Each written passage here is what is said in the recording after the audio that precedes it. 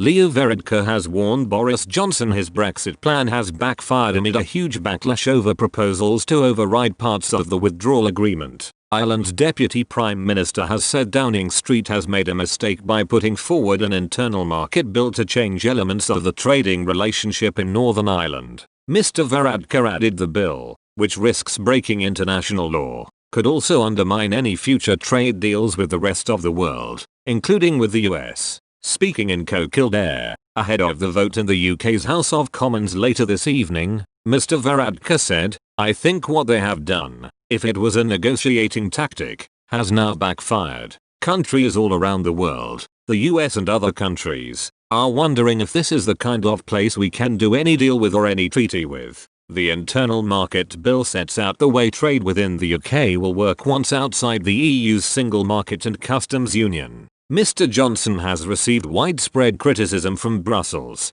former prime ministers and at least 20 his own MPs. Mr. Varadkar has urged Mr. Johnson withdraw the bill and warned no country would want to strike a future deal if the UK does not abide by international treaties. He added, "Brexit was supposed to be about the UK being independent, being sovereign, being able to negotiate trade deals with America when they felt they have been held back by the European Union. If the UK becomes a country that no longer obligates its treaties, that doesn't respect international law, there is no country that is going to want to deal with them. I think they have made a mistake in this regard and I hope they will reconsider." The internal market bill could rewrite parts of the Brexit withdrawal agreement relating to the provisions around all Ireland trade. The current protocol agreed in January ensures Northern Ireland remains aligned with EU customs rules, meaning goods travelling from Northern Ireland into the rest of the UK will be subject to checks. In the event of a no-deal outcome, the bill aims to give ministers the powers to reduce checks on goods flowing from Northern Ireland into the rest of the UK and narrow the scope of EU state aid rules.